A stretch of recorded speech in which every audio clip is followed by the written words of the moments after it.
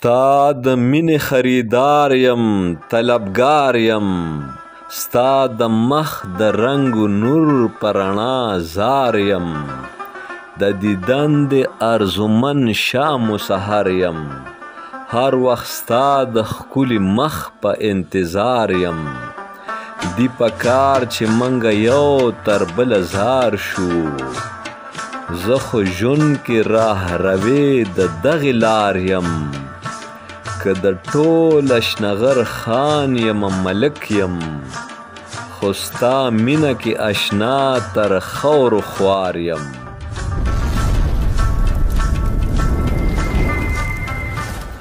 د دغه شعرونو د تخلیقکار صدارتي ایوارډ یافته لیکوال د پښتو ژبې د استاد شاعر ادیب دانشور ادبي لارښود او ماهر تعلیم ارواښاد پروفیسر جانظیم نیاز په حجره رزړو 400 کې د اختر د مبارکه روایت ژوندې وساتلی شو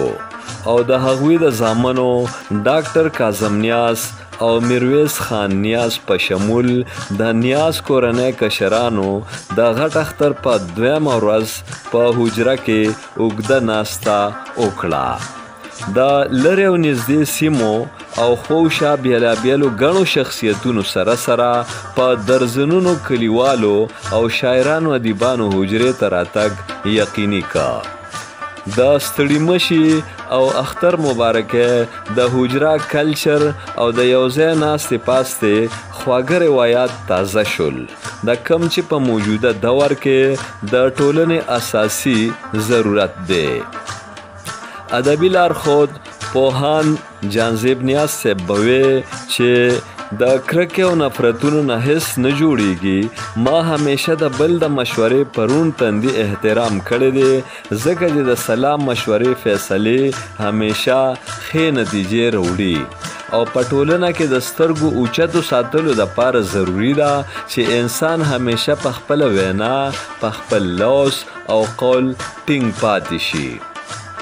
پښتو سره د پښتو پاللو کم لوز او ژمنه چې پروفیسر جانظیم نیاز صاحب کړې وه د هغوی د مړینې نه وروستو هغه لوز اوس د هغوی زامن ډاکټر کاظم نیاز او میرویس نیاز او د نیاز کورنۍ ځینې نور غړي پوره کوي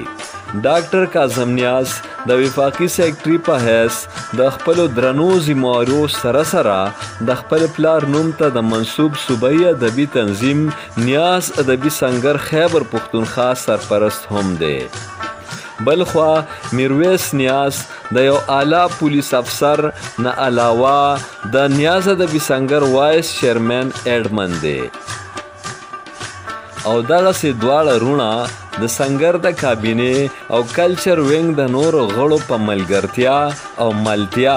د پروفیسر جانظیم نیاز صاحب ادبي او علمي میشن جاری ساتي او د پښتو ژبې او ادب د پرمختیا او ودې هڅو ته دوام ورکوي اختریزه ناسته کې د پښتنو په ثقافت ټولنیزو چارو او د نیاز ادبي سنګر په راتلونکو پروګرامونو ګټورې خبرې اترې وشوې د سنګر په نږدې راتلونکو پروګرامونو کې یوه سټیج ډراما پینټینګ ایگزیبیشن یوه کلتوري او ادبي دستوره هم شامل دي په دې موقع د سنګر جنرال سیکرټري او میډیا سیکرټري په شمول د کلچر وینګ غړي هم موجود وو ښاغلي سرپرست ډاکټر کاظم نیاز وویل چې د پښتو د ترقۍ ودې او ترویج دپاره به د نیاز ادبي سنګر د سوري لاندې په ساینسي بنیادونو د څیړنې ترجمې ډرامې شاعرۍ او فنون لطیفه منظومې او نثري پانګې زیاتولو کوششونه جاري ساتلی شي وایس چیرمن ایډمن میرویس خان نیاز په ډاګه کړه چې د ادب او آرټ په ذریعه ټولنه او معاشره کې د زغم او برداشت پیدا کولو او یو تابناکه مستقبل رامنځته کولو دپاره به د بابا روښانه فکر خورولی شي چې بې تا چاته ټیټ نشي ننګیالې زما ژوندون کا زړه زما د مسلمان وي تفکر مې د پښتون کړه خدای زیات کړي یو په لسه د پښتو د لیلا حسن بیا زما مینه هم زیاته یو په لسه تر مجنون کړه زه د اوچ هډوکې شپېلم خو ملت مې د سلطان وي دا زما د سخن سورې په معنا کې همایون کا د امیر حمزه خان شینواري صاحب دې شعرونو سره غواړم اجازت د خپل ځان او چاپېرچل خیال ساتئ د الله په امان امجد علي خادم پښتونخوا ټي وي پېښور